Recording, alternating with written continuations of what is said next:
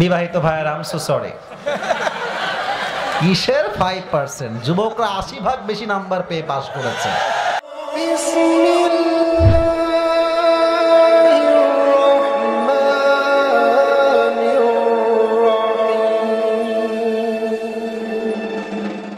বিবাহিত ভাইয়েরা, it's time for the married people. বিবাহিত ভাইয়ের তাকবীর দিবেন, লিল্লাহি তাকবীর।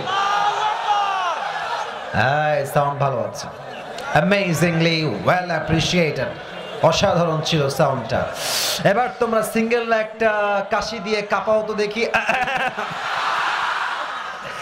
দেখা যাক, মুরব্বীরা আপনারা এই নাম্বার দিবেন, আমি চুপচাপ আছি, আমি জাস্ট একবার লিল্লাহি তাকবীর বলবো।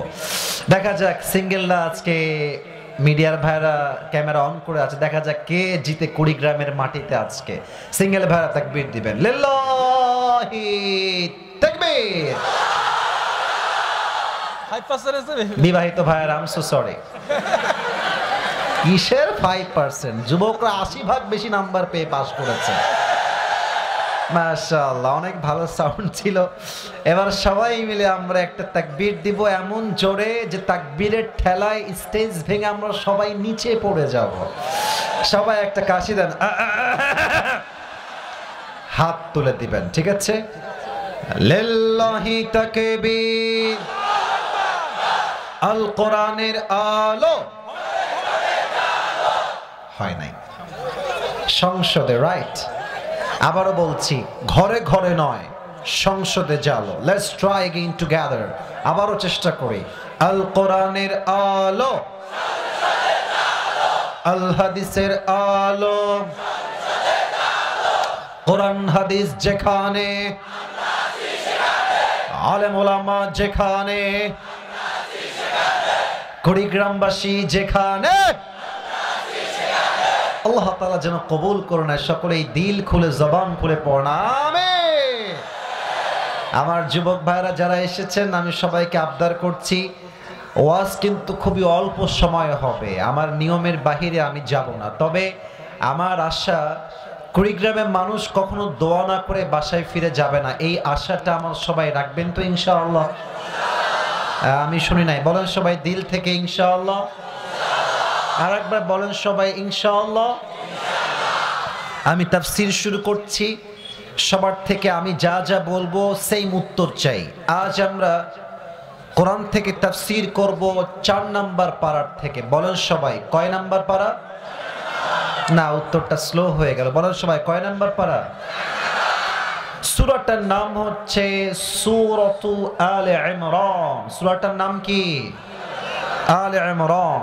যে আয়াত থেকে আমরা তাফসীর পেশ করব, এই আয়াতটা হচ্ছে সূরাতু আলে ইমরানের 102 নাম্বার আয়াত। বলেন সবাই 102। বলেন সবাই 102 নাম্বার আয়াত। এই আয়াতের ভিতরে আল্লাহ তাআলা ঈমানদারদের জন্য 2টা মেসেজ দিয়েছেন। কুড়িগ্রামের ভাইয়েরা কয়টা মেসেজ দিয়েছেন? 2টা। প্রথমে আপনাকে একটা বিষয় জানতে হবে, যদি কোনো আয়াতের তাফসীর কেউ পেশ করতে চায়, there are 4 things that is very important to talk about. 4টা বিষয়ে কথা না বললে তাফসীর কখনো সম্পূর্ণ হয় না। Number 1, right pronunciation, right recitation, সঠিক তেলাওয়াত। নাম্বার 2, right translation, সঠিক তরজমা। And third হচ্ছে what's the explanation of this ayah, এই আয়াতের ব্যাখ্যা কি? Third. And the fourth is, and the last one is, what's the lesson that you have got from this ayah, এই আয়াতের আপনি শিক্ষা কি পেলেন, কি শিক্ষা অর্জন করলেন, কি লেসন পেলেন। এই 4টা বিষয়ে কথা না বললে একটা আয়াতের তাফসীর কখনো সম্পূর্ণ হতে পারে? ভাই কথা বলেন সবাই, সম্পূর্ণ হতে পারে? কেউ যদি আপনার ডান বাম থেকে উঠে যায়, ওর লুঙ্গি বা প্যান্ট টান দিয়ে ধরে বসায় দিবেন, তবে খুলে যেন না যায়। নরমালি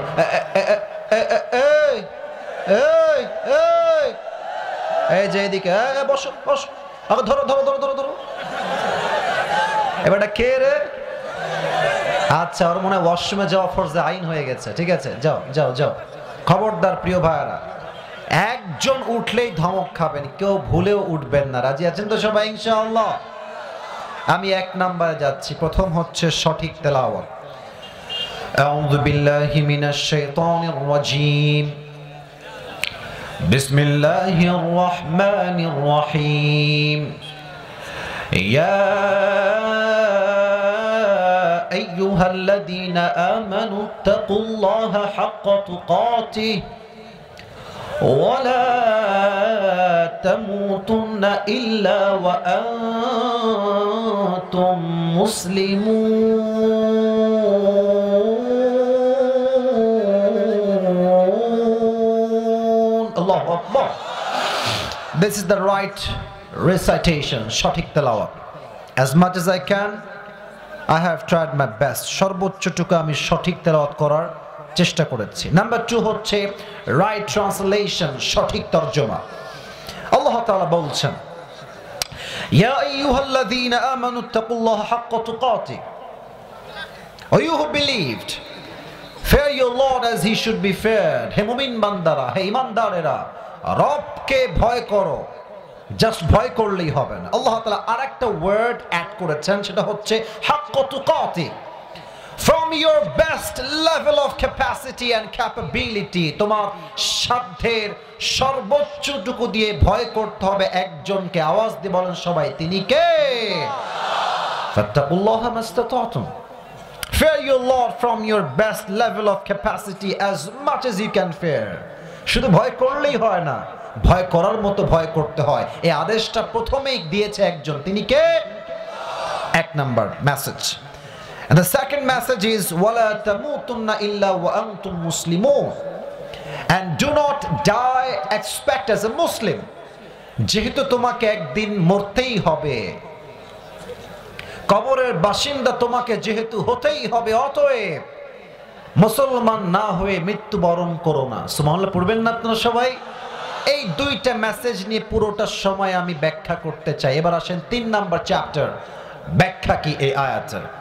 আমি সবাইকে একটা কথা একটু আগে ক্লিয়ার করতে চাই যে আমি খুব লাউডি আলোচক না, মানে যে চিল্লাবো, চিৎকার দিব, খুবই চিৎকার, এটা আমার দ্বারা আসলে হয় না। বলতে গেলে আমি একটু সাবলীল ভাষায়, ঠান্ডা মাথায়, সুন্দরভাবে কথা বলার চেষ্টা করি। হ্যাঁ, আমি মানছি যে আমার ওয়াজটা আহামরি ভালো না, বা আমার যোগ্যতা অতটা হয় না, বাট আমার সিস্টেমটা হচ্ছে নরম ভাষায়, ভদ্র ভাষায় তাফসীরকে আমি রিপ্রেজেন্ট করার ট্রাই করি। অতএব খুব লাউড কথা হবে না, শান্তশিষ্ট কথা হবে।